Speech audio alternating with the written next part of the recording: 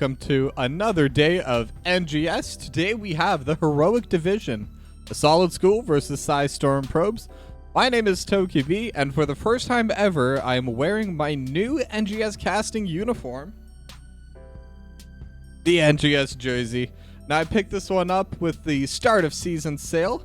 I'm not sure if it's still ongoing, but if it is, I highly recommend trying to pick one of these up for yourselves.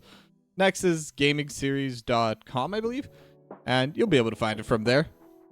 But regardless, we have a game on our hands. A solid school versus Psistorrm probes. This is the Heroic Division. Now, let us take a look at the standings currently in the Heroic Division.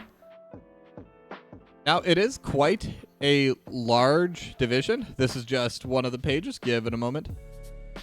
The standing thing does bug out a little bit on occasion. I'm not sure why. But what is important to remember is that a solid school, currently 8 points. They have a domination in the first round. Psistorrm probes, unfortunately, were dominated in the first round. This is round 2. Now, every team obviously has 4 extra points because meme makers have had to withdraw.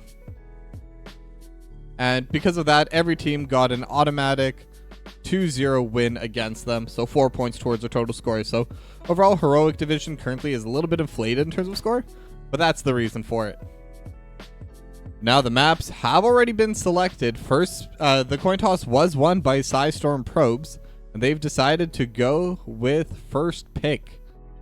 So the map bans were Tomb of the Spider Queen and Dragonshire from a solid school, Brax's Holdout and Towers of Doom from Psistorrm probes, and map number 1 is Battlefield of Eternity. And okay, I'm gonna say this. Brax's Holdout getting banned away makes me sad. I love Brax's Holdout. It's one of my favorite maps to cast. It's one of my favorite casts to watch, so it's just a really good map overall for me.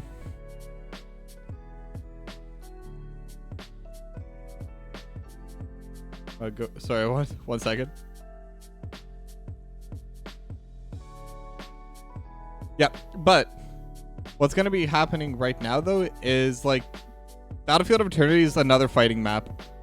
So it's one that I absolutely do love playing. It's one that I absolutely do love casting because it forces so many interesting team compositions. So you'll see some stuff like this is one of the few maps Artanis could be picked in Hokulele. If you're there, shout out to you. But sorry, that was just I'm getting messed by one of the players and it's making me laugh. But Battlefield of Eternity is one of those maps where you can choose to race for the Immortals, you can choose to fight for the Immortals, you can choose to do basically whatever you want. It's a lot more free, and there's a lot more niche picks that are super strong. Even Raynor has a place on this map just because that level 1 50% damage amplification talent towards the Immortals. And any map that forces teams to fight is one that I enjoy casting and one that I enjoy being a part of. Now, we are just waiting on one player to come back, and then we should be good to go. Shouldn't take too much longer, if I'm understanding this chat correctly. But yeah, so talking about these two teams, Heroic Division is in an interesting spot this season. I've talked with a couple players about this, and it honestly was my thought when I first saw it, but it is quite large, and I think it's important to recognize that not every team is going to be competing to win the Heroic Division. This is the top echelon of all HOTS teams, and even in any other competitive gaming, there will usually be a few teams that are top of the table, and a few teams that are going to be more like middle of the pack, and some that are trying to not be near the bottom. And I think that's what we're going to end up seeing with the Heroic Division this season. And I think that's fine, because even for those teams that are going to be more bottom of the table, more middle of the pack, just trying to make it into playoffs, this is going to be excellent practice for them, and this will overall raise the skill level of all of NGS to begin with, or at the very least the top part of it. Because even the teams that will eventually get demoted, whether we have a comeback for Nexus Division, whether they go down to A tier, if it doesn't come back, it's going to make A tier and Next Division stronger. So let's all keep that in mind as we do head into this game. It does look like we're starting draft momentarily. And like I keep saying, I'm super excited that it is going to be the Battlefields of Eternity. Now, what I am interested about, because this is a map that I haven't really seen played too much this season, and overall, I haven't played I haven't casted too much of the Heroic Division this time. So with the Heroic Division, so I'm not sure what the current metas are for Battlefield of Eternity. I've heard some interesting stuff in chat. I've been keeping an eye on Reddit and all that, watching a couple of high-level streams. And one thing I have noticed is there's a decent amount of 4-core Artanis, where it's kind of like the melee DPS. And I've always found that to be a very interesting strategy. It's a little bit reminiscent of Thrall, where after the patch got put into the more melee assassin role instead of the offlaner, which was kind of normal. Okay, look, everyone was ready to start, but now there's an issue with another player that need to restart their game. So, yeah, a little bit interesting to see what's going on there, but hopefully we will be heading into game number 1 shortly, but gonna have to be a little bit of... We're gonna take a little bit of extra time before that can happen. Yeah, while the players are finishing up this bug, I guess I could talk a little bit about my schedule for the rest of this week. So I have been looking at future games. So tomorrow I'm not going to be here at all, but that works out because not a single game has been scheduled. But there hasn't been any games scheduled on Saturday. And a lot of people have been doing a great job of picking up and casting all the games that have been out there. So there's not too many replays, but I figured I'll go through the ones that are still left. I think there's 5 or 6 series, and I'm hoping to go through 2, maybe 3 of them. Just because the replays overall are a lot faster to go through than live games. So we'll see how it goes, but that's my plan for Saturday. And then Sunday and Monday, I will be doing 1 cast each. 6 p.m. on Sunday Pacific, 9 Eastern. And on Monday, 5 p.m. Pacific, 8 Eastern. That'll be Division B East and Division E.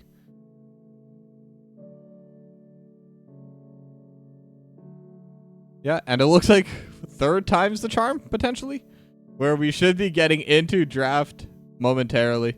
Definitely a little bit of a delay to start.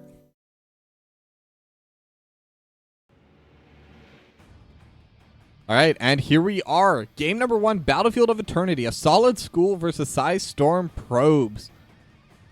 Now it's about time that we start getting these first bans going back and forth. Now, out of the main meta heroes, and like I said, Battlefield of Eternity, for the Heroic Division, I don't even know what the meta picks are. But I do know the generic ones, which include Dahaka. But for Battlefield of Eternity, I don't think it's quite as valuable. Oriel is definitely the number 1 pick. I've noticed Div A and in Heroic especially, Oriel is incredibly contested. And I've seen what she can do in the games where she does slip through the first set of bans, as she is almost always picked within the first phase. Now, Junkrat going to be the follow-up ban. Not quite as strong when it comes to racing, but is very good at being disruptive during team fights. And Joanna going to get banned away by Psistorrm probes, with Lucio being the final ban for a solid school. Now, first pick is going to be Vala for the Red Rook. Now, Vala is a little bit of an interesting pick in Battlefield of Eternity. My read on it has always been that Vala is really good at racing, very powerful into the Immortal.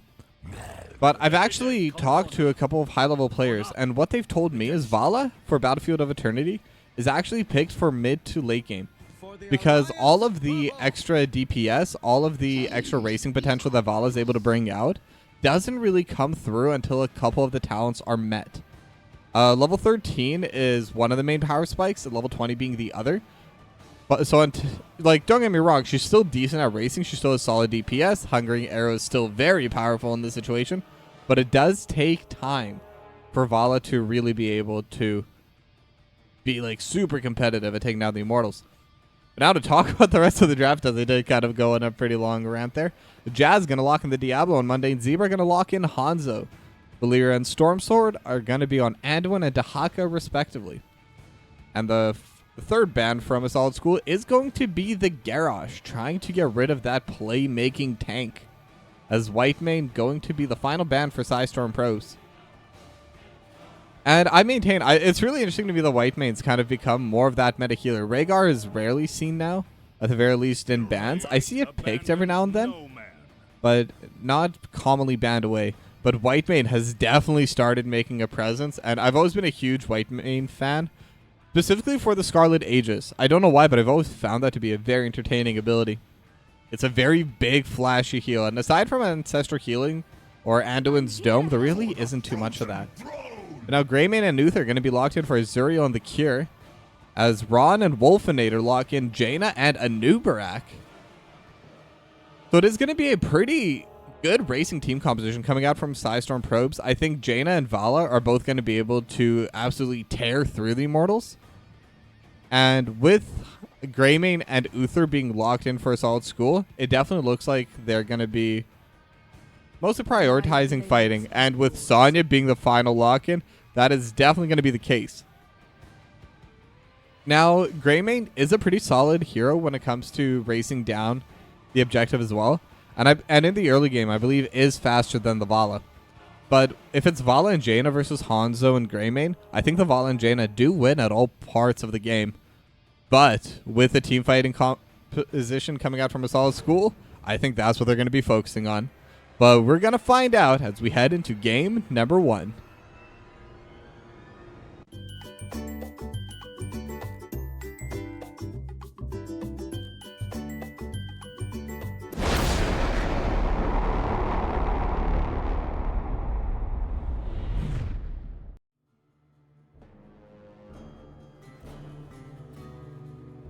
All right, and we're back. We are still finishing loading in. And this is going to be a pretty interesting series. I believe between Sonya and Dahaka, Sonya actually does win in the 1v1, unless the drag is hit. It's basically all about that ability. But even with drag being hit, it's still a pretty close fight.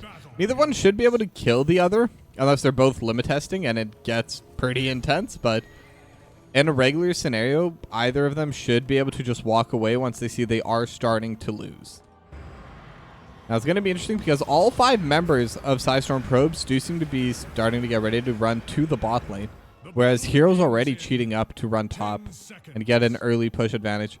I think partially this could be because Dahaka does win when it comes to just wave clear and pushing out the lane ASAP. So if Hero's able to start on it first, we'll be able to control the lane just that little bit longer and potentially get a little bit of extra early soak. Not that I'm sure that would necessarily matter. But now they are going to start scouting, hitting into the bush. Mundane Zebra starting to walk forward. Drag not going to land, but the Burrow Charger and the Impale is going to land. Chastise lands on top of Jazz. But it is just going to be a little bit of poke going on both these teams, as Stormsword is running up top to match with Hero. Not going to miss any soak at all, but will be losing out a little bit on that pressure. Red Rook took a decent amount of poke. Arling topside. And now they do have the Shadow Charge and the overpowered Wolfinator, but will be able to get away with that leap of faith coming out from Valeera. Will be able to save that Anubarak just in time. The very close play. But now with the tap will be okay, but needs to get healed up just a little bit to get back into full shape. But now the push is going to be coming through. And again, this is where Psistorrm probes should have a little bit of an advantage. They definitely have an easier job when it comes to just shoving out the lanes, both in top and in bottom. Now Stormsword and Hero, like I said, Hero will be winning in any of the DPS traits. And because this is a 2-lane map, I think that's going to matter a lot more. I think the Dahaka is going to have a much harder time playing in that lane. But talking about builds for now, it is going to be the Hungering Arrow build coming out from the Red Rook.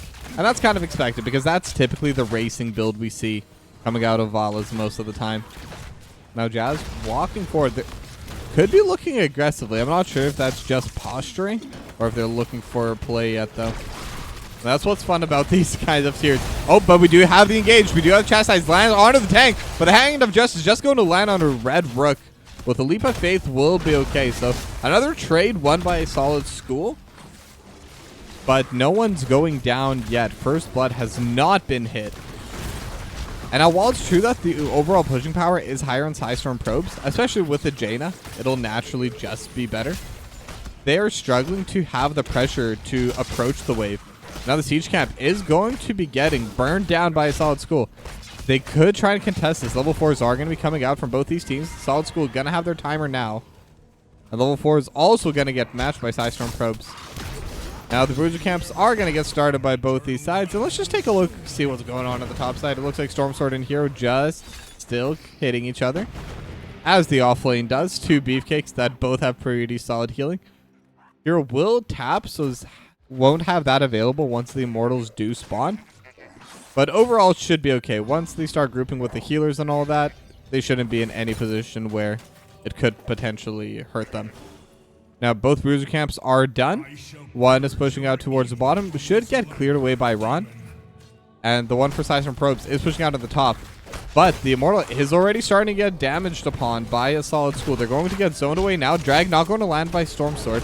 But the Shadow Charge is going to, and the overpowered Burrow Charge over into the back line. Chastise is to follow, but they're going to be able to jump over. Storm Sword starting to get quite low, but will be able to heal up. And now in the meanwhile, they still have Hero was pushing away the top side, and will be able to get rid of most of it, as both of the sides do reset. Now the halfway point is here. Not a lot of damage to the wall. The siege camp definitely helped push it out, but now the team fight is starting. Leap of Faith going to be used on the Storm Sword. Hero still high HP, trying to walk into them. Well, and this is a very hard position for Psistorrm probes to defend. A Solid School. This is the perfect second half that they could have asked for. They already had the HP advantage. And Psistorrm probes, they know they're going to lose this. So they're just going to give it up. Try and damage the shield as much as possible. They get the waves shoved in. Storm Sword not even walking down from that play. And I think that's a good call. I think they were never realistically going to win a team fight. Especially one that's kind of on the side of a Solid School. So it's much better use of time and abilities and mana, etc. Just to get the waves pushed out and to make sure that this Immortal is still DPS somewhat. Because that's the only damage they were able to get onto it. Now level 7 talents coming out from a Solid School as well. Now they're going to be able to take out the bottom cannon tower, as the shield is still there but almost gone. Ron's going to be the main clear for this, but it will take some time, especially in the early game, before this Jaina gets the talents. Now level 7 has come through for the side of a solid, or for the side of Psistorrm probe. So they're no longer at a talent disadvantage. Bro Charge gonna get used, but the Shadow Charge is gonna follow. But with the Leap of Faith, will be okay. Hand of Justice not gonna be enough. And the Valeera Anduin has already come out so clutch so many times, but they're on to Mundane Zebra. They have the Impale on it too, but Jazz going to tank the Chastise. Now Ron is getting hit upon by Azuriel, but they're still able to kite it back, and they've gotten a lot of damage. They could keep going. The Hungry Arrow is bouncing a little bit. The Cure starting to get low. They have the Blizzard on top, and First Blood goes to Psistorrm probes. Now the Chastise is going to land, but there's no follow-up on Azuriel. The healing is coming through from Valeera, and that'll be the entire play. 1-for-0. So after losing the Immortal, this is good. This is what they want. It's showing signs of life, because their first few fights definitely didn't go great. But the other thing, level 7, the Monster Hunter, is now there for Red Brook. And level 7 is the first really big level. I said 13 before, but I meant to say level 7. That's where the talent comes through that really makes this volley useful. And then once again at level 20, once the Caltrops are out, that's when it's really going to come back to normal. But now Storm Sword is trading 1v1 with Hero, but Mundane Zebra is going to be here first. But Hero looks like they were winning the play anyway. And the Siege Camp once again going to go the way of a Solid School, but now overpowered, gonna be used on a Wolfinator, will go unstoppable before the Hand of Justice is able to get the stun. Leap of Faith gonna get utilized just in case to keep Wolfinator extra safe. And now the Immortal is spawning in 30 seconds. The Bruiser Camp's still down for 30, so doesn't seem like either of these two teams are gonna be able to really go for it, but they do go for the play on a Mundane Zebra. Wolfinator is the one that really takes the punish from that play. But with the healer, will be okay. Mundane Zebra is forced to reset. Now Hero's playing for the Siege Camp over on the top side as the Immortals are about to spawn. The side of Psistorrm probes, they're going to be there first, and they're going to start DPSing immediately. And with this level 7 talent, the Red Rook is going to be able to absolutely shred this down. Already, basically at the halfway mark, as basically no damage has been done to the Red Immortal. So now, the timer is on the side of a Solid School. They need to try and fight for this. And this is a very good spot for them to try and fight for this. Now, Red Rook still going to be able to have the double Hungering Arrow just bouncing around. Jazz going to tank up some of that damage, but it will take a little bit. Now, Wolfinator is caught in a bad spot, but is going to go in, actually. And now the Kira is going to get sent away with the Lightning Breath over top, and Dragon Arrow hits all three. Heroes on the backline, spinning and winning. Just going to auto a couple more times. That's going to be a 3-for-0. And interestingly enough, it's Wrath of the Berserker coming out from Hero. It isn't going to be the leap, and they're not even going to team fight. They're just going to walk in, they're going to take who they want, and they're going to finish off the Immortal as well. Now for Psistorrm Probes, one of the benefits of this though, or I guess not really a benefit, but the icing on the cake is that at least the blue team Immortal is not going to have too much of a shield. It's going to be a lot weaker. They're going to be able to get into its melee state earlier. I don't know if that'll be enough to defend this fort, especially with all 5 members of Assault School coming down here and just trying to fully control the area. The Red Rook's still trying to get a couple of stacks onto that Hungering Arrow. But if they're not able to even walk up to hit the Immortal, they could get quite a bit more here. And they're definitely trying for it. They're going to be walking up. Azuriel going to get hit by another Hungering Arrow. 21 stacks now. As the 57 stacks on a Wave of Light will be almost finished with that. Now the Immortal is in melee range, so it's going to be a little bit easier to try and clear that out, as Red Rook is starting to aim onto this Immortal. But the Dragon Arrow is going to hit, but it's only going to go onto the tank. Now the Water Elemental has been utilized, or the Snow Elemental, I should say. Jazz is taking down about half HP, but just trading the HP on the Diablo for the HP on the keep. And Assault School is in a very good spot because that bot lane keep is almost taken down entirely. Now Storm Sword was able to finish off the wall here and was able to get a little bit of extra poke onto the fort. And a lot of soak was missed during this push in the bottom, but if they were able to get the bottom fort, they were able to get the bottom wall and almost the bottom keep. So they will definitely trade a little bit of missed waves. Now it is 4v5 down here. Storm Sword going to get stunned though, but now they're following up. The Lightning Breath over top everything. And Light Bomb gotta get utilized on the Wolfinator, not going to land onto anyone. They're still trying to DPS. Azuriel is going to be stuck in there. Can they save them? And Azuriel is going to get the D shield, but the Rain of Vengeance is going to put a stop to it. Wolfinator still getting hit. It will get taken down. And now it's Jazz pushing Ron back, but Jazz is still getting free hit by the Red Rook. And it's a 2-for-0 in a 4v5. They do have the level 13 talents though. But now Hero on the backline, jumping onto Valier, who's going to get a hit by the Dragon Arrow.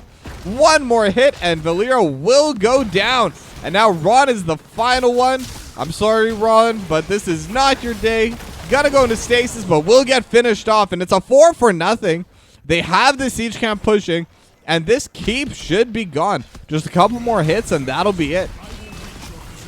Now they do get the extra stun onto Jazz, and now Jazz is starting to get a decent amount of damage down. Same with Hero, 80 HP, and they will be able to take one down, but they do have souls, so they will come back. Cannot chase too far on Psistorrm Probes, and actually with this wave, they can't really chase out at all. Mundane Zebra already threatening on a Red Rook, and now Red Rook needs to pull away. Hero's going to take a decent amount of damage. Rain of Vengeance over top, but they do have the healing, and it's going to be the Dahaka that's actually going to be going down in that play. So one extra kill for a Solid School as the next Immortal spawns, and this is where the pressure's really going to start mounting. This next Immortal, they should be able to get another keep with this and potentially threaten the game if they're able to force a fight over it. Now the one benefit they do have is level 16 has not been hit by a Solid School quite yet, and I don't think they will be able to hit level 16 with this Immortal either. Now they're gonna go back and reset, and unfortunately for Psistorrm Probes, this spawn is impossible for them to walk into. I think once they take this Bruiser Camp, they could try and play forward, and I think that could be pretty useful for them. Because right now, if they continue falling behind, things are only going to get worse. And with the Solid School slowly soaking up XP, slowly draining some, their waves are pushing in. You need to fight while you're at an even talent here. But the issue is, how do you engage? A Solid School's positioning is so safe, and fighting into the Immortal is dangerous. But that's kind of the option that a Solid School is currently giving them, because they know if you wait too long on Psistorrm Probes, their wave is going to start threatening the core. Now Wolfinator sees Azuriel. Perfect cleanse from the Impale, but that's a cleanse gone now, as Ron gets poked down to half HP. Now they are going to walk up top, could look for the play up there. every ultimate still available on both these teams. But like I was saying, look at this wave in the bot lane. And now this is where a Solid School can start playing aggressively, because now you have to deal with it. Now you can start playing for it.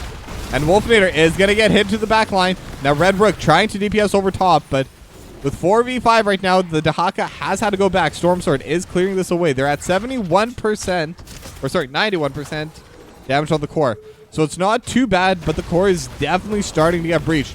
Level 16 talents are also here for a Solid School. Now Jazz going to go in. Not going to be able to stun up Red Rook. They are trying to press forward, and they do have the stun onto Azuriel. Impale to follow, but the D-Shield is going to come through. The Cure also have to be. Dragon Arrow hits all four, and the Scatter Arrow is just hitting everyone else. Ron going to go to Stays, but will get finished off. Azuriel runs away at 50 HP. The Cure there to follow.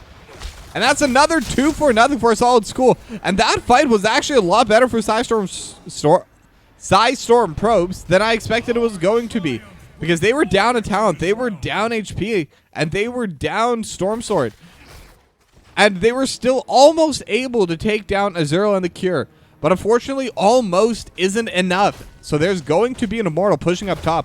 And this fort actually got destroyed before this Immortal even spawned. So this is going to be this keep getting fought over. And I'll be honest, I don't see how Psistorrm probes can defend this. This is a fully shielded Immortal. Now they are starting to hit onto it a little bit. They're trying to clear away at least the minions. But the damage coming out from Psistorrm probes, they're down 3 full levels right now. And at this point, the stats difference is going to start coming out as well. Now Red Rook going to get jumped upon, going to get thrown into the back lane. Radiant Vengeance over top, but will be saved for now. Wolfinator gonna get absolutely smashed down to half HP as the shield on the Immortal is finally going to crack. But even this melee form will be enough. But now the Red Rook gonna get hit by the Dragon Arrow. Azuriel is going to be able to finish off the healer, but now Hero is stuck underneath the core. But this is a healthy Immortal. Waves coming from both sides. Lightning Breath just to zone them away. And very clean 12-3 victory coming out from a Solid School.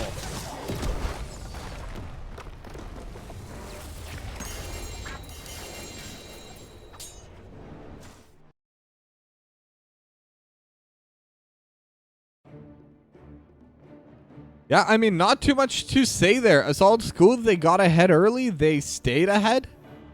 And they played their team composition really well. I was a little bit surprised about the ultimate of choice, Wrath of Berserker from Hero. But it worked really well. 116,000 siege damage this game. And considering that was a pretty short game, that was pretty intense coming out from Hero. But everyone on the side of a Solid School played well. Mundane Zebra had a lot of good arrows. And the positioning that I'm seeing from a Solid School, I think that's what's really been impressive to me. They know exactly how to play. They know their timers. And the second Psistorrm probes had to go back to defend against the wave. That's when Jazz pulled the trigger. That's when they went in. And with that, they were just able to calmly end the game.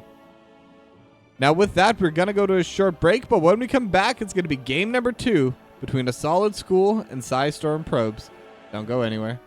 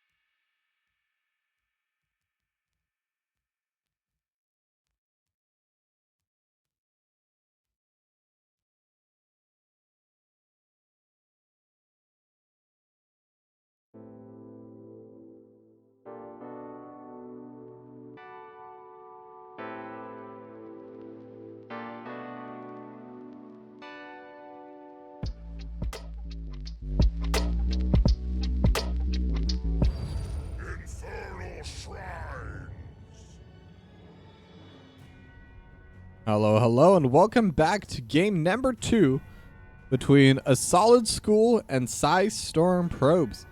We are now going to Infernal Shrines, where Psistorrm Probes decided to take first pick for themselves. So A Solid School once again had this as their map choice. Now, game 1 definitely didn't go the way Psistorrm Probes would have wanted it. But I think they had a couple signs of life. They had a couple good team fights. And they had a couple team fights that were just... literally, if they were able to squeeze out even one more auto during them, they could have won it. And it really changed the flow of the game. So it looked like a pretty solid victory from A Solid School. But I think Psistorrm Probes really aren't that far behind here. And I'm hoping to see a lot more life from them in game number 2 and just in future weeks as they stay in this heroic division. Now, the bans have stayed the same in games 1 and 2. Oriel Joanna from Psistorrm Probes and Junkrat Lucio from A Solid School. Now, interesting to see what this first pick is going to be. This is a much larger map. I think Dahaka's a bit more contested on a map like this. Or they could try to go for a different strategy. And in fact, they are going to go for Hogger. Now, Hogger is good on Infernal Shrines, able to just spin on the objectives and take it from there. But naturally, that does leave the Dahaka open, so Hero's going to snatch that up immediately. And Diablo going to get locked in by Jazz. So with that being taken as the offlaner, they do see the tank. And it is two high HP heroes, one in the offlane, one in the tank role. And yeah, my first thought whenever I see that is Tychus. And then once again, Anduin picked for Valera. And Tychus is good here for a lot of reasons. Infernal Shrines is one of his better maps. He's very powerful at taking down the skeletons, very good at sieging with a Punisher later. And with Dahaka and Diablo being the first 2 picks, Tychus is incredibly valued. So solid pick from Psistorrm Probes. Now, Garrosh going to be the 3rd ban from A Solid School once again, as they are following their original ban list from game number 1. So it doesn't seem like they're adjusting it based off the maps. They're just heroes they don't want Psistorrm Probes from playing. And Psistorrm Probes also going to match that by banning Whitemane. So it's the same 6 heroes banned by both teams today.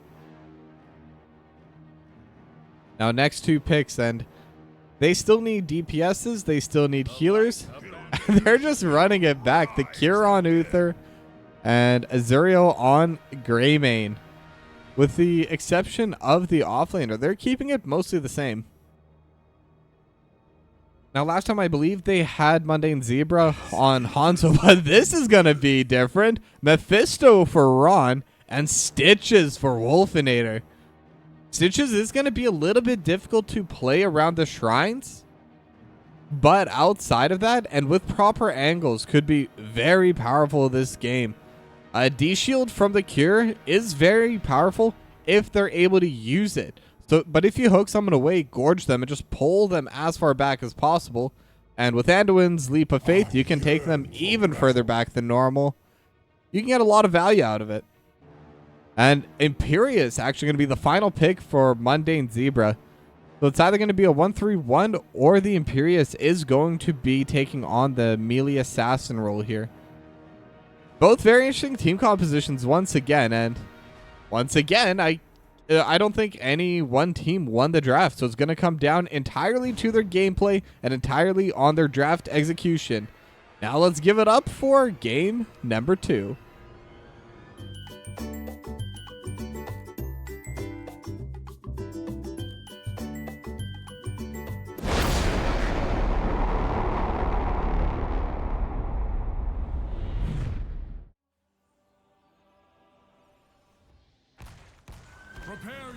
Alright, and we are here in game number 2 between A Solid School and Psistorrm Probes. Now, before we begin, I'd like to give a quick shout out to our sponsor for today, Match Masters. Match Masters is a competitive match 3 puzzle game where you can play one-on-one against other people on the same board, taking turns. Get in their way, don't let them get in yours. Try for free today, and hit any of the goals you'll see on the widget after this game to help support the stream. And now both teams are starting to group towards the middle. Stormsword is going to be going towards this top side. Now Wolfinator gonna still have short hook range, as it is just level 1, not going to land onto Jazz. But the drag is going to land back, but with the Leap of Faith will be okay. And it is the Skull Missile build that's coming out from Ron, at least judging by level 1 talent. Already at 10 stacks. That's actually crazy, really fast.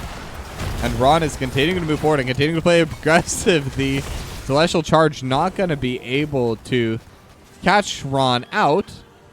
So just going to be a lot of stacks going over towards Ron. But now Jazz is going to get scouted out, but still walk forward. And they're able to hit Red Rook into the wall. But now Mundane Zebra is starting to get DPS over the back line. They are out of position. Ron trying to survive. And Mundane Zebra going to get hooked backwards. Lightning Nova just dealing a little bit of extra DPS as they're backing away. But now the Red Rook is in a bad spot. One more auto from Azuriel. And that's going to be first blood going to a solid school. But during all that, Stormsword able to push out completely on their own as Mundane Zebra is grouping up over in the spot lane.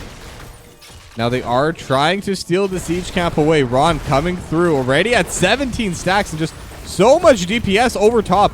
Now at 18. Now they're going to be able to steal the siege camp, but they've taken quite a beating for it. And actually, sorry, I don't think I've ever seen that. It respawned over the wall. Is that a thing? I guess so. I mean, that's just what happened, but the siege minion did not spawn within the camp.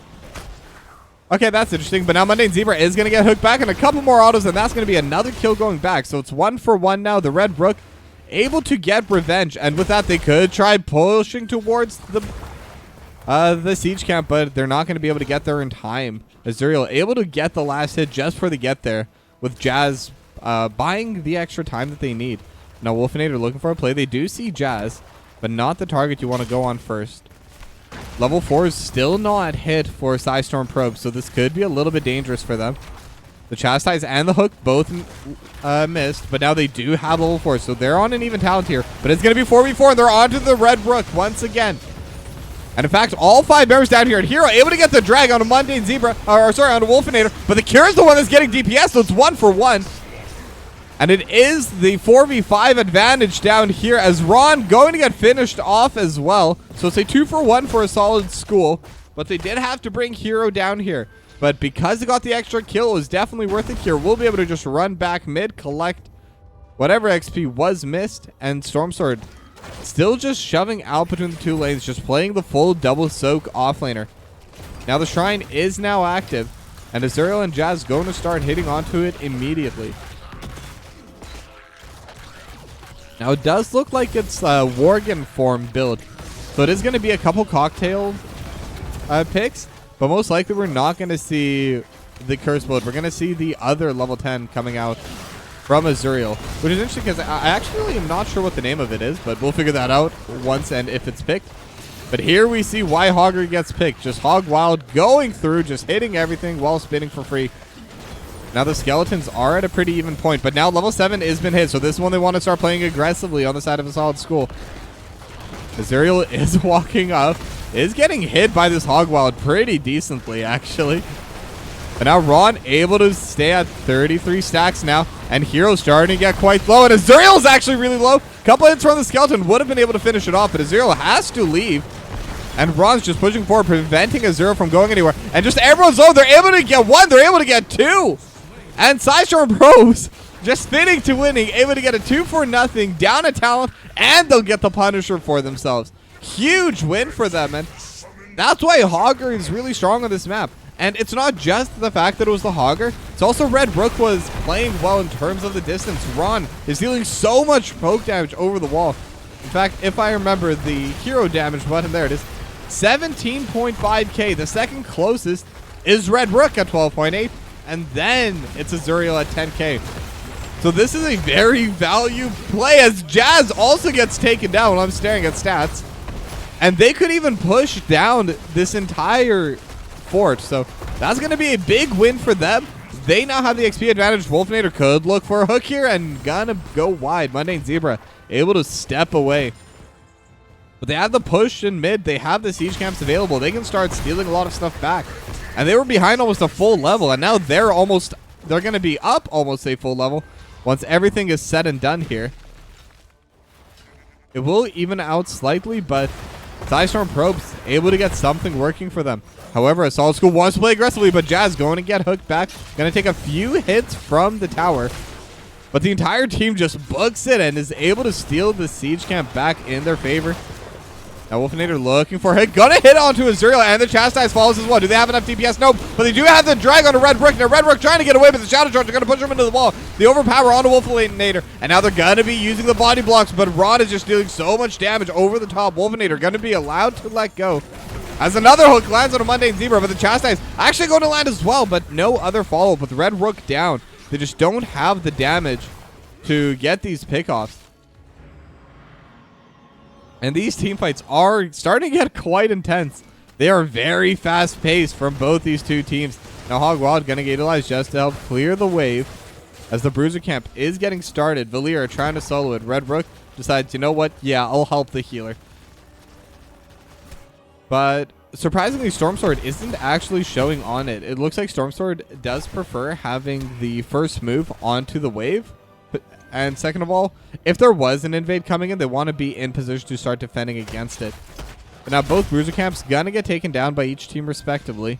There is one siege camp still alive at the bottom of the map, but most players are just starting to group towards mid as a rotation to the bot lane starts moving. And now they do have Gorge available on a Wolfinator, and they are going to use it onto Jazz Valera. Gonna use the Light Bomb and the Durance on top of it and the Chastise, but it's still Jazz, and they do have a cleanse. Now Ron dealing so much damage over top, and now the Hand of Justice over top and the Lightning, but the Cure going to go down, so it's healer for healer, but the fight's still going. Ron also gonna get burst by Azuriel. So with that, it's once again another 2-for-1 and another 5v4 fight for a Solid School, and they're gonna start pushing the bot lane, but their top lane's getting pushed in with the Bruiser camp Stormsword. For once, I don't think it was worth the 2-for-1 play. I think the Gorge was a little bit much onto Jazz, but if they were just trying to force the fight, it was definitely in their best interest.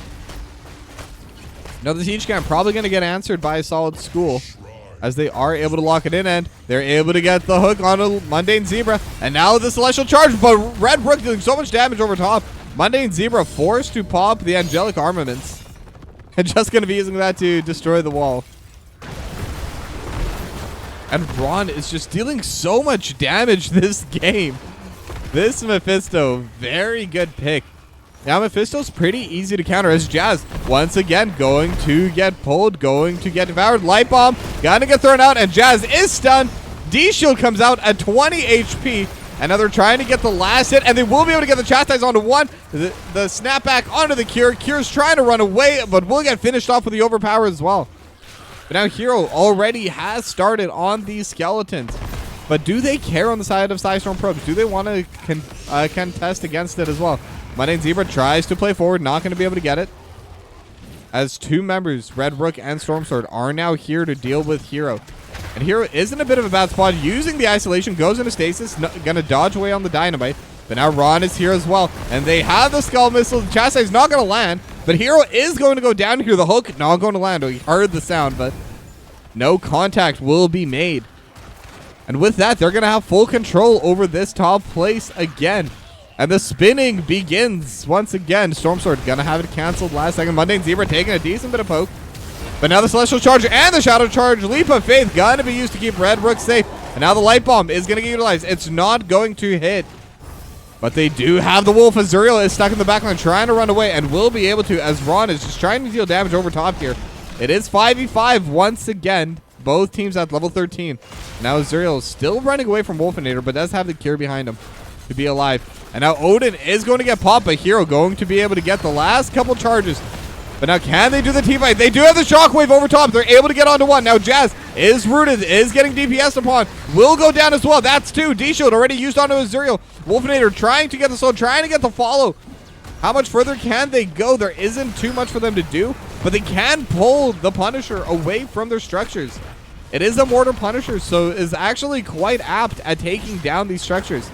But it is going to lead back onto the Red Rook and not going to deal too much damage. This wall is going to be A-okay after the play is over. So Solid School able to get the objective, but they're not able to get the fight. And this map is all about being able to win the fight. Now Stormsword gonna throw out the TNT. Just saying hi to the siege camp, I guess. And then the other siege camp is gonna get started upon by the side of a Solid School. And now it is Go for the Throat. That's the name of the Worgen heroic ability. I knew it was gonna be the Worgen build. I just didn't remember the name. Or without lying to you, I did not know the name. I don't think I've ever actually seen it before. And now Drag is going to get utilized. The Durant's not going to find anyone. But they do have Jazz behind enemy lines. Getting stuck. Nowhere to go. Going to get hit by the Chastise. They're trying to heal, but it's not going to be enough. The hook almost landed on the Cure as well. And the Stitches has been working really well for Psistorrm probes. They're able to find the targets they need. And even if it's Jazz, with the Leap of Faith, with the Gorge, they can get Jazz in a position where no one can defend them. And now they do have the D shield, the Divine Shield coming out from the Cure, but it's not enough. Now Stormsword might be getting jumped upon, is going to get hit by the Drag, and is going to go unstoppable and start dashing away. But the Shockwave gonna have to get utilized to keep the team from jumping further upon him. I'm gonna take another flask for his troubles, but we'll be okay. But now the entire squad of Psistorrm probes is on the top side. They were able to burn the ultimate. Oh, and the hook. Very close to hitting Mundane Zebra. Just barely not going to be able to land. Gonna hit a minion instead. But I'm sure they'll be fine with it, as the Bruiser Camp is started by Psistorrm probes. And last time they got this Bruiser Camp, they were able to get themselves a fort. There's only one fort left in the mid lane, and there's no wall. They've even been able to get a little bit of chip damage onto it. Nothing too extravagant quite yet, though.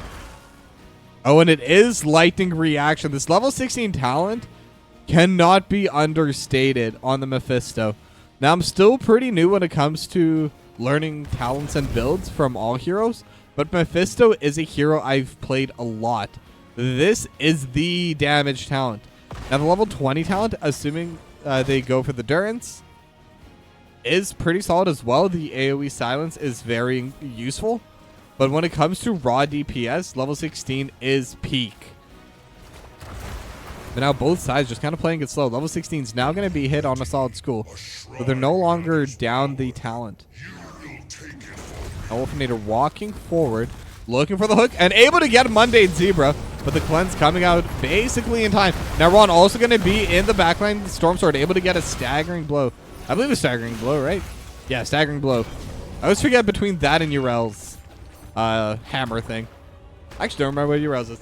And Raka, thank you for the raid. We are in game number 2. Game number 1 was won by Solid School, but now the team fight is coming through. Hero jumps onto the backside, but in the meanwhile, Jazz is being hit by the Wolfinator, but that fight doesn't matter. Light Bomb hits onto the backline. The Cure and Azuriel are so low, and now Mundane Zebra is on the backline, uses out the Divine Armaments, and is going to try checking them out, and will hit Ron. So much DPS over the backline. Lightning Breath over top as well. They have the Celestial Charge, but the Shockwave is going to get two staggering blow to get the final hit. And Azuriel's trying to jump onto Valera, but Valera will go down, but Azuriel will get traded back.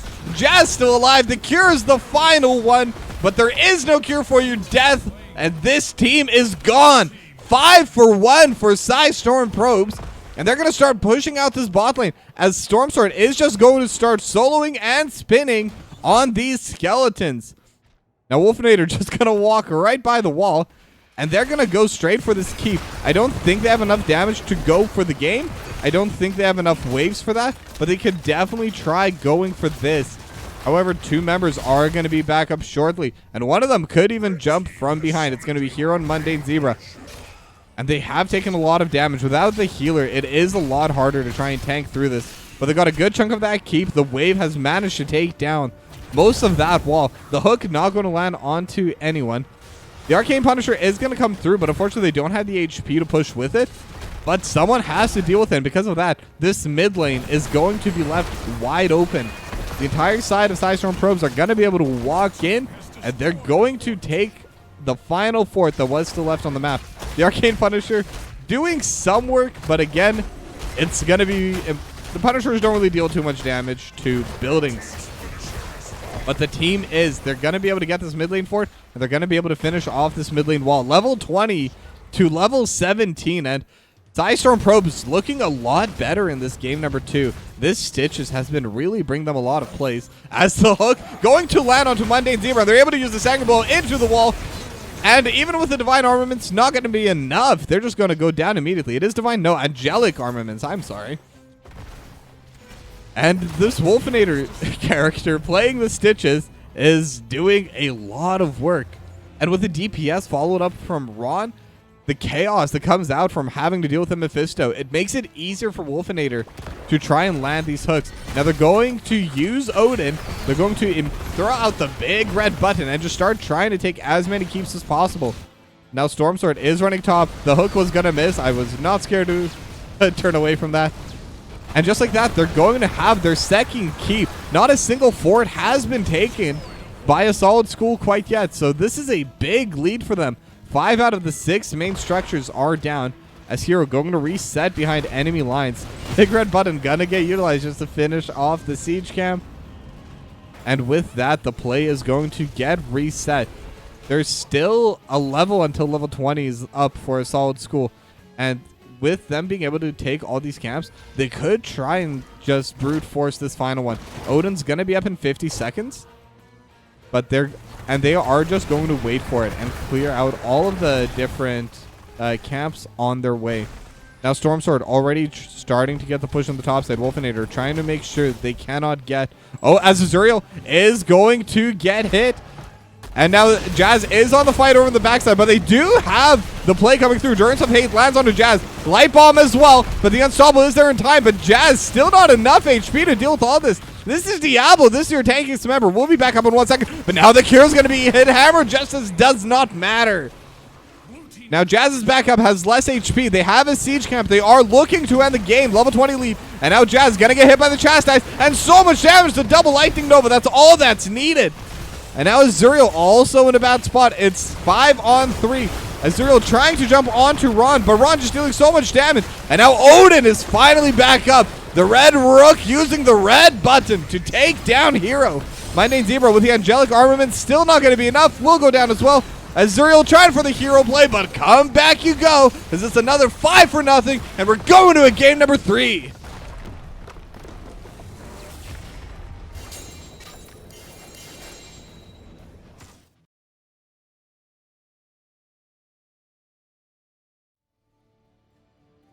And that's what I wanted to see from Psistorrm probes. They played incredible in that game. Look at the DPS from Ron, the Red Rook, and Stormsword. Top 3 DPS, all from Psistorrm probes.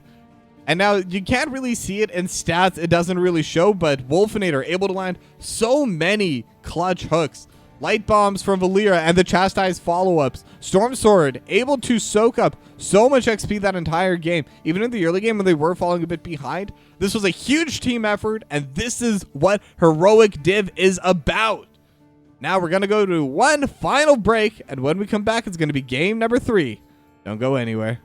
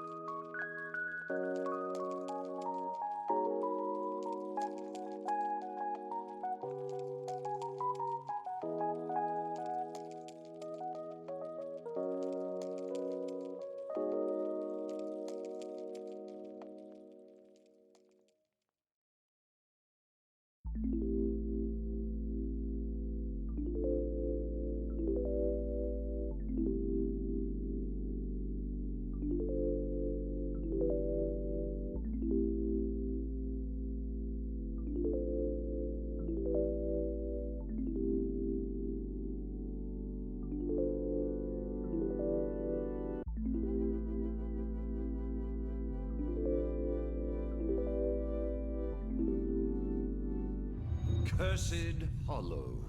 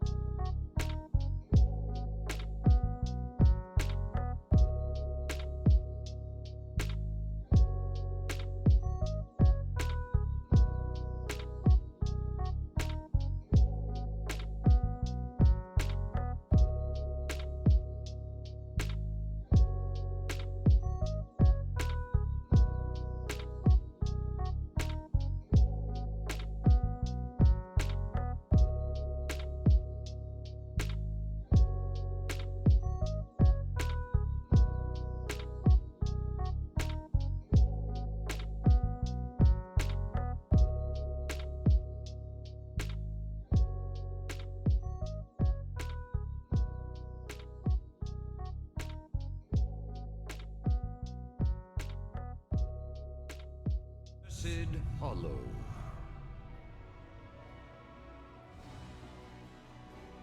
All right, second time's the charm. We're in map number 2, Cursed Hollow.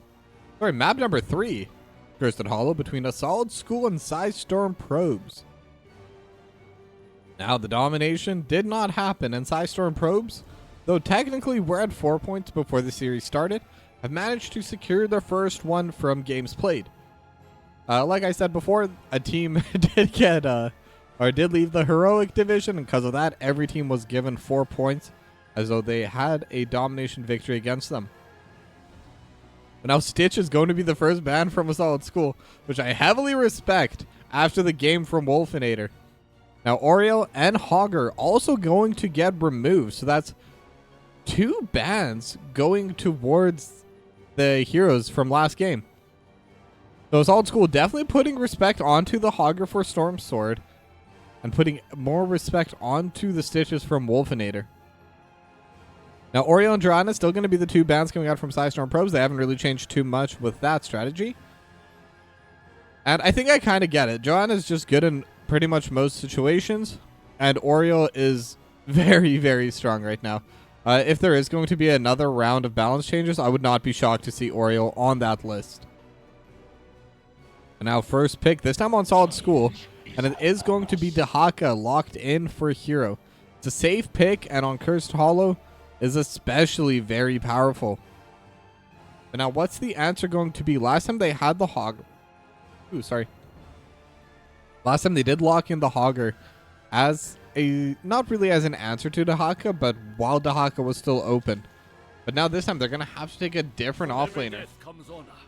But they're leaving that till later. For their first 2, they're getting Valera back on Anduin, and the Red Rook is going to take Hanzo this time. So 3 different heroes in 3 different games. Red Rook showing off multitudes of different DPSs. Now the game on Tychus was pretty well played, as Jazz going to play Diablo for the 3rd game straight as well. But this is going to be different. They're not taking the Uther, they're going for Brightwing as their healer. The Cure going to be playing that once again. So now they don't have their flex, they don't have their DPS. Falstad going to be the first ban, just trying to get rid of as many globals as possible. That will be difficult, however, as 2 of them have already been taken, with the Brush Stalker from Dahaka and the Phase Shift from the Cure. Now they still need a tank on the side of Psistorrm probes, and an off lane, and most likely another DPS. Unless they go for some flex pick that can also DPS a little bit on top of that, or get the damage from the other roles. Now with their selection, it's going to be Blaze for Storm Sword and ETC for Wolfinator. So ETC, I actually noticed in the first week, it was banned out a lot by multitudes of different teams. However, I haven't really seen it picked too often. I have noticed a few games, and Stage Dive was actually picked up in those games, so that was pretty interesting for me.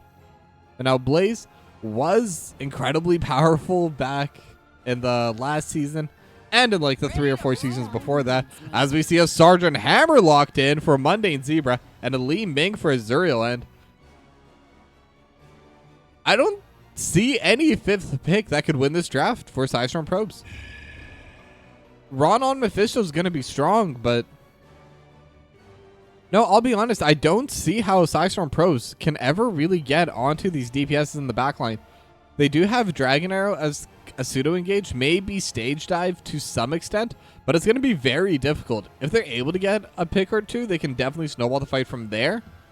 But it's all going to be about getting that first kill for Psistorrm probes, because otherwise, I think I do favor this Solid School draft. Let's see who's able to win it all in game number 3.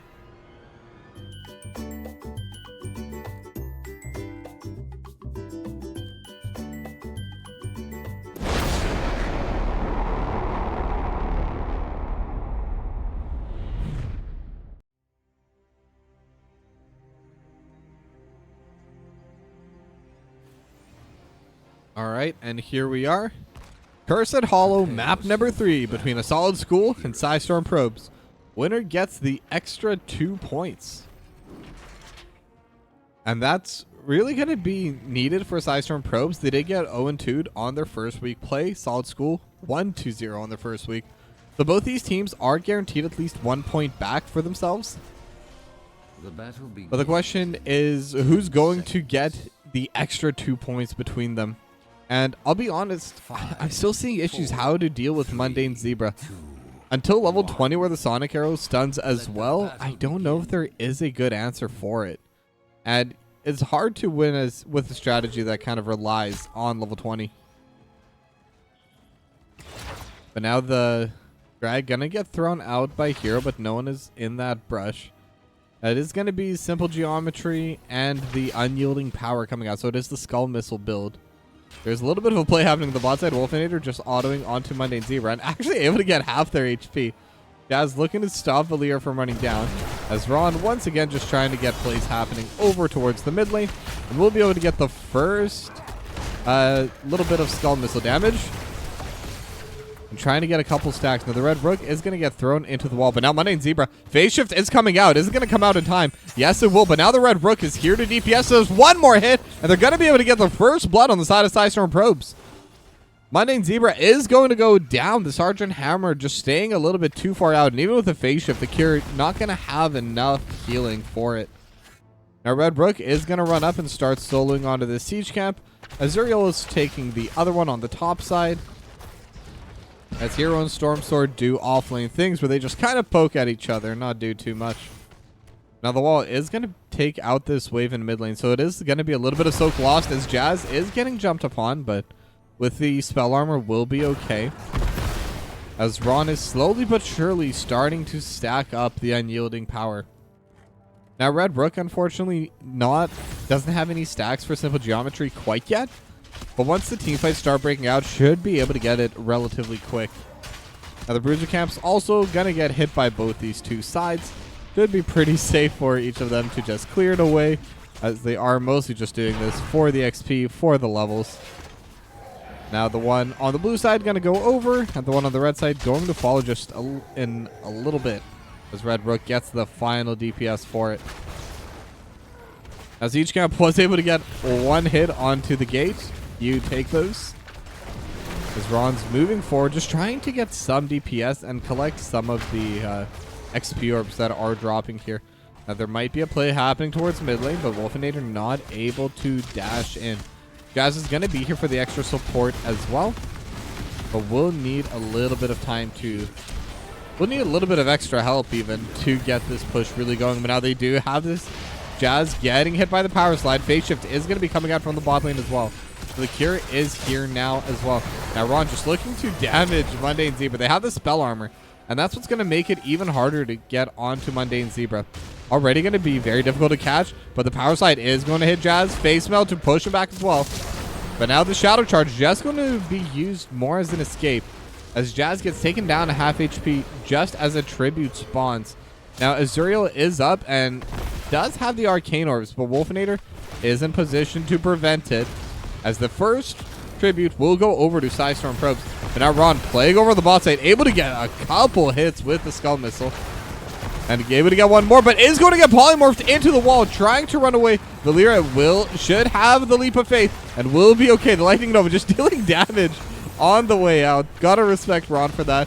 Valyria ready with the positioning, was not panicking, but over on the top side, Stormsword hitting on to Mundane Zebra, but not enough DPS, and Hero able to kind of prevent the DPS as well. Now walking through the oil is going to take a little bit of extra damage. With the health orbs and the support of Hero will be okay. Now Red Rook is here as well, able to get a decent bit of scattershot damage in that play, as the bot lane's also going to get pushed in on both top and bot right now for a solid school. Stormsword seems to be trying to decide where to run, is going to settle on mid lane as Mundane Zebra actually getting poked out a little bit, going to push away Wolfinator. And with the power slide, it is a little bit difficult to walk forward. Level 7 talents have been hit by both teams. Arcane Orb and Magic Missile not going to land. But the second tribute is spawning, and now Valyria and Ron are going to be a little bit behind on the play, but the fight is happening over the top side. Hero gets taken down to about 1/3 HP, but Jazz is here. They're able to get onto the Red Rook. And the Red Rook is just going to be able to jump away Wolfinator's here as well. Going to dodge the combo from Azuriel.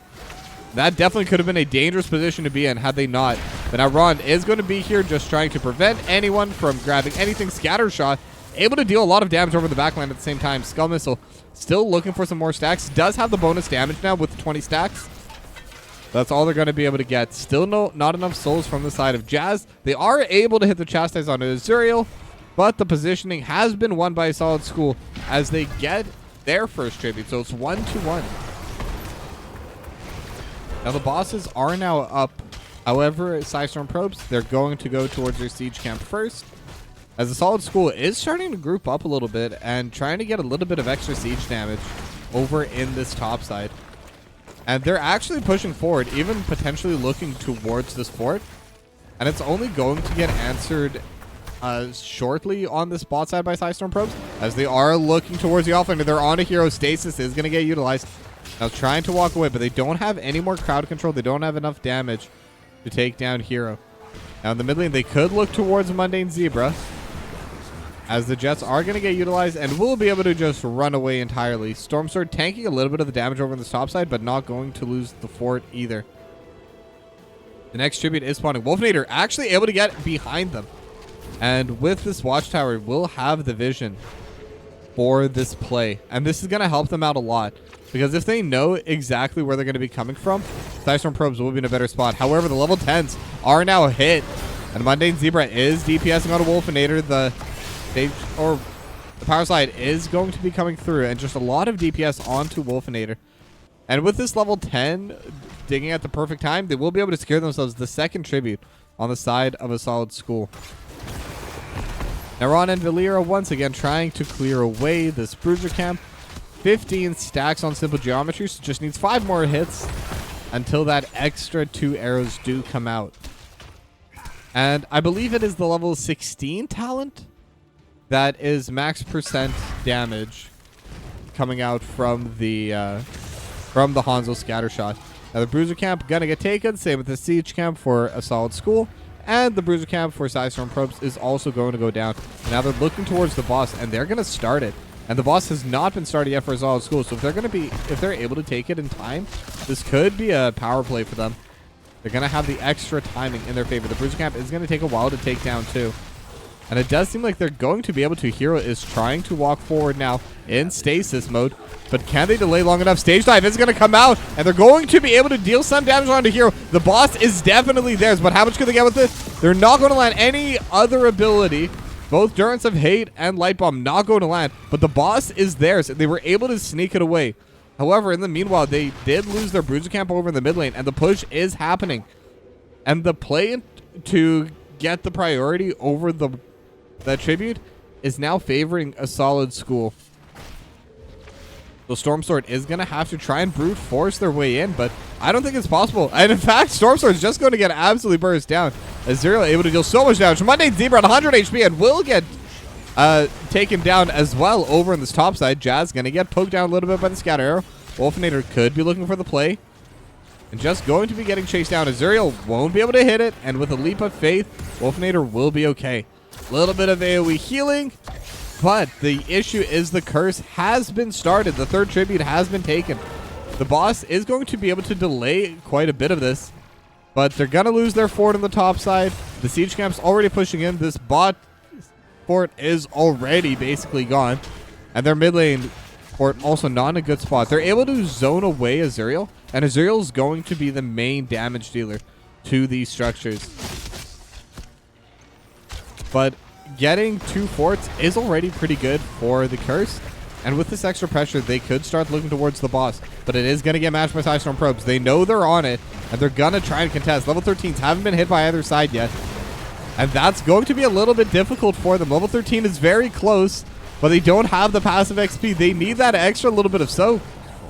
And now the Durance is going to land, and it's onto Jazz. They have the extra stun, and they're dealing so much damage. The phase shift is going to come out in time. Red Rook trying to deal damage over in the backline. They have the Dragon Strike going out over the top, and Jazz is going to be the first to go down. Now in the backline, they're all inside the bunker. They're able to get the cure as well, and now they're fighting for the boss. The stomp is going to come through, but they have lost the Hanzo, and Valera going to fall, but the boss is going to get stolen. Azuriel trying to make the play happen, But with the jet propulsion, Wolfinator not able to get onto Azuriel, and Stormsword will get followed.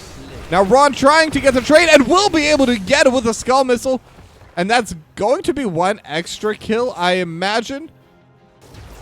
Don't bully Ron, just smack him. There we go.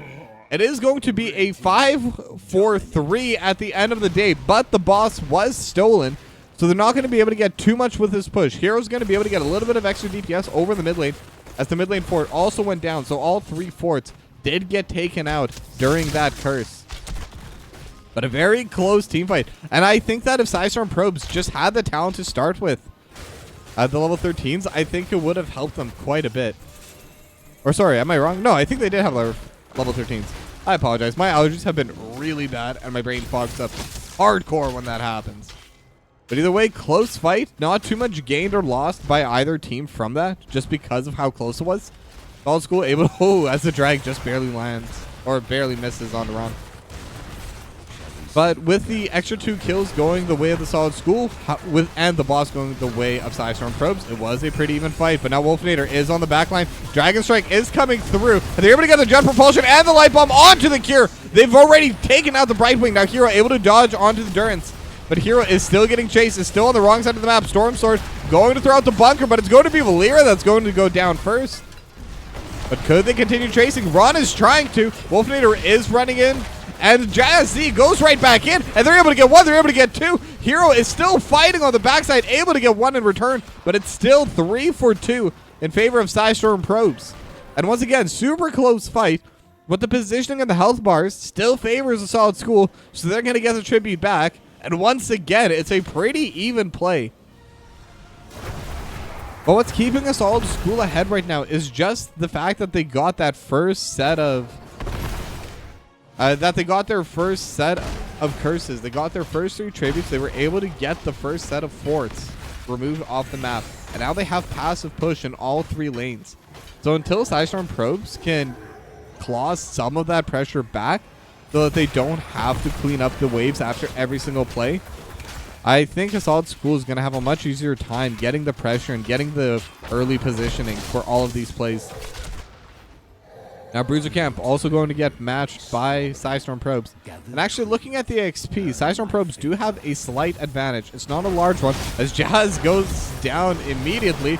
Now the power slide going to land, and they have the Light Bomb as well, but it's only going to land on a Jazz. And now the Dragon Strike over top, but not going to land with the Durance of Hate. So that's 3 ultimates already gone by Psistorrm Probes, but now they're on to Mundane Zebra, but Mundane Zebra able to get away in time. Skull Missile's just going to deal a little bit of poke damage, but with the extra killing from the Cure, no lasting damage. The main issue right now is that Psistorrm Probes are going to be down 3 crucial teamfight ultimates, but they're going to be able to get Jazz down a little bit. Shadow Charge onto Wolfinator, and the Overpower as well. And now with the Leap of Faith, will be okay for now. But in the backline, Hero's already here. The Red Rook trying to deal damage over top, and Valera going to get caught out and will get taken down. But now Zuriel's low. But Wolfinator's even lower, just a couple more hits, Magic Missile, and will get finished off. Stormsword trying to run away, but Hero's just running Stormsword down. Ron as well, just going to get burst upon return. And with that, it's going to be a 3-for-0. Boss is going to be stolen by a Solid School. And as the Cure will also be able to take the tribute. Now, this tribute isn't going to be enough for the curse, but they only need 1 more. And with it, if they're able to get this next curse, I think they could potentially try to end the game with it. Because this boss should get a decent amount of damage done. At the very least, take out this wall. Because I think it's going to be difficult for Red Rook to walk forward and kind of slow down this push. What is surprising me a bit is that Mundane Zebra is pushing with it. So with Mundane Zebra here as well, this wall is definitely going to go down.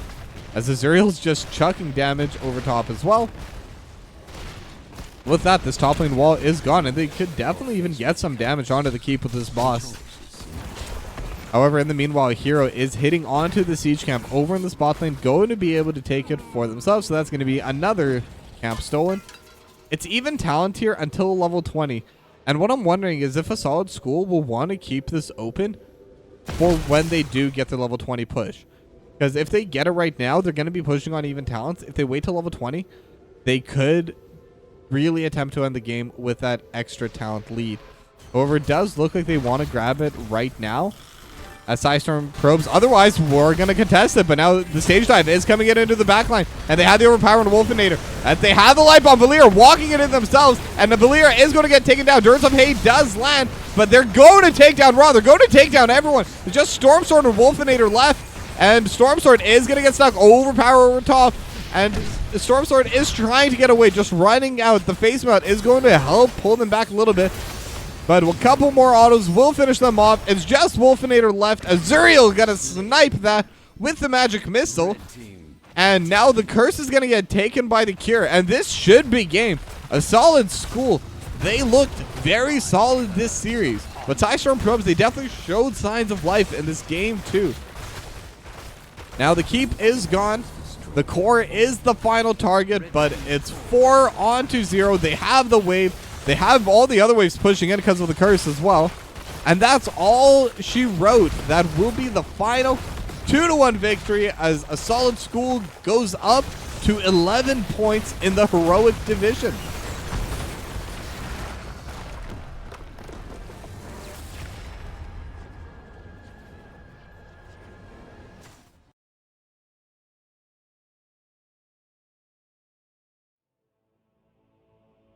And that will be that.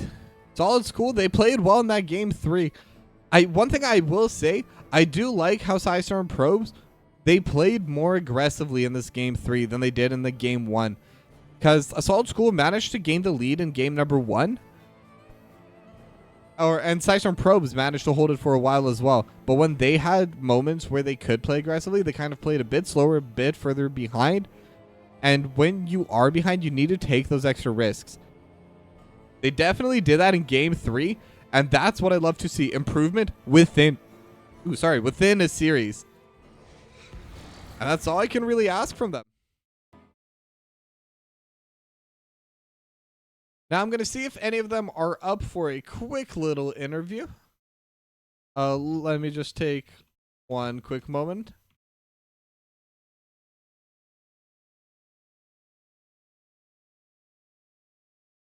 Yeah, I will be getting that set up if possible, but we're going to have to see. Make sure my Discord is the correct one.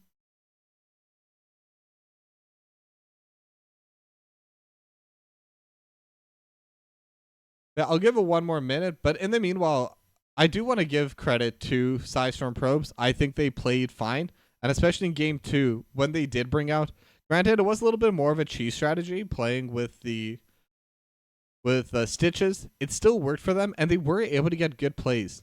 I think if they're able to practice a bit more together, if they're able to take this loss and turn it into something bigger for themselves, then they could definitely start winning. Oh.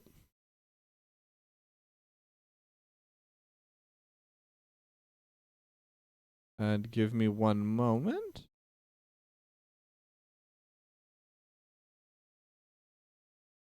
Hello? Hello. Are you up for an interview? Yes. All right. Well, for everyone in chat, joining me is Jazz from A Solid School. Now, how'd that victory feel for you? Felt pretty good. Felt, satisfying. Where game 2 was a bit scary, so glad we brought back the dub. Yeah, and I saw in game number 2, the Stitches ban was instantaneous. And I don't think there's too many questions about why you banned that. But I was a little bit curious. Are you open to talking about that Hogger ban? I think our bans on game 3 were more about changing the pace of the game, like forcing them to maybe on new heroes and just bringing the game back to what we're used to. And yeah, that was that. Well, it definitely seemed to work. You've had some pretty clean victories this series. Game 1 was incredibly clean, very fast victory as well. Now, one question I do want to ask is, how are you feeling about the level of teams currently in the heroic division? And where would you place your team within that? That's a good question because we've only played 2 games and I don't believe we've played any of the ex-heroic teams. So I'm excited to see how can we fare against the teams that technically should be better than us? So I think we'll have to see, but I think it was a pretty easy decision to merge the two leagues. I think everyone just wants to have more games against more teams, and I think we were a pretty decent Nexus team, and I think we're probably even better than last season. So I'm hoping that we can show the heroic teams, the ex heroic teams, just how good we are. And I'm looking forward for those games as well. Now, I don't really have too many other questions to ask, but is there anything you'd like to tell the audience, tell your fans out there? Yeah, I'd like to thank my team. They played real well. They've been grinding these past weeks, trying out new heroes, trying out new comps. So shout out to them. Shout out to our boys in Quebec. We have a pretty large community on our Discord server, and they've allowed us to play a lot of Storm League, a lot of games, get some practice in. So shout out to the boys, and yeah, thanks to the fans watching NGS. It's pretty crazy to see that the hot scene is still active after all these years. So thank you guys. Yeah, HOTS will always be there. Et toujours vive le Québec. Helps So gotta give credit to that. Thanks. And were you saying something else at the end there? Sorry, I interrupted you. No, that's it. All right. Well, thank you very much, and congratulations once again on your victory. All right, thank you. Right, bye-bye. Bye. And with that, that's going to be the end of our series today. Now, I'm not going to be casting tomorrow. I don't think there are any games to cast anyway. But on Saturday, I am planning on doing a bunch of replay casts, as many as possible. If you'd like to see any specific games, DM me on Discord, let me know. And finally, one last shout out to Match Masters, the sponsor of today's stream. Match Masters is a competitive match 3 puzzle game where you play 1v1, taking turns on the same board. You can get in their way, you can force them into bad plays, or you can try and set yourself up with your various boosters.